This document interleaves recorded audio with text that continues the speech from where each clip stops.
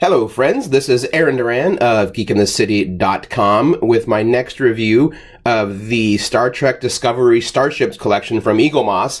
And as much as we have all loved every single ship in the collection, we would all be lying if we didn't say this was the one that we were all looking forward to. The Discovery reimagining / streamlining of the USS Enterprise NCC 1701, no bloody A, B, C, or D. So here we are. First off, they are all, as in all the Discovery lines, that's a very large ship. It's not the XL size, but it's also not the standard size from the other Discovery, or the other Starship lines. And yet this one still seems a little bit bigger. It's not on par with the USS Baran, which is still a beast of a model. But the USS Enterprise is definitely large. It's beautiful. You get some fantastic detail work on the ship. Let's bring it in here a little bit closer, where I hopefully won't lose any focus here. Clumsily taking it off.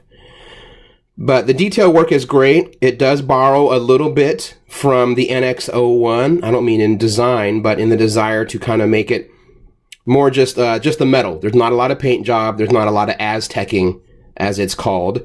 It looks like a great redesign of the original series Enterprise. There are some changes that you'll see. For instance, the impulse engines are now off-center a little bit. Oh, that was bound to happen. Look, that just shows how strong this model is. The impulse engines are offset a little bit there. It looks like what it is now down in here is another docking port, which does make some sense there, or maybe it's another cargo bay in the primary hull. The nacelles look fantastic. It's a nice little combination of some motion picture era line work. You know, we've got little slight angling in there, but you've got the Bassard collectors as you know them from the original series.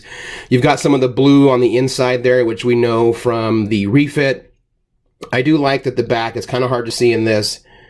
They went They went with the, basically, I used to call it the grill marks. They went with the front end grill that we know from the first season of the original series, which does make sense. This has not been an updated Enterprise yet. All in all, it is just simply a fantastic model. Yeah, the build is great. The detail on it is absolutely wonderful. In terms of design, I like the split on the support pylons. I think that makes a lot of sense. I like the extended, basically landing strip for the shuttle bay, which again makes a lot of sense. You get some great nods to the saucer section. You can really see the torpedo bay now, which you couldn't really ever see in any previous version of the original series Enterprise, which I quite appreciate, just a little tech nerd in me. I mean, all in all, this is one of the best designed. And again, I'm just going to sound like, because I'm such a huge original series design, I just, you know, the Constitution class for me is just one of the perfect designs in all of science fiction.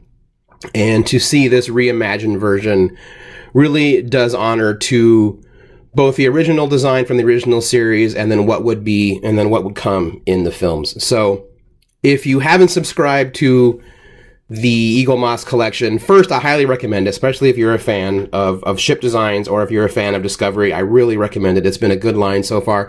But even if you're not, you can get this now. You can buy it separately. I think if you're not a member, you can get it for around $56 plus shipping and handling. Totally worth it. It's a pretty large size. It's at least 6 inches long. It looks gorgeous. It's going to look great.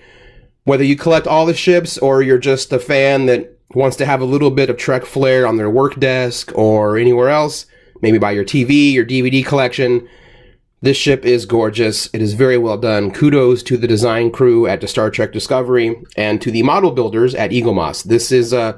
This one is pretty fantastic. And with that, I am Aaron Duran of geekinthecity.com. You can listen to our podcast, Geek in the City Radio, every Thursday at geekinthecity.com. And support the Patreon, patreon.com/geekinthecity. Till next month, live long and prosper.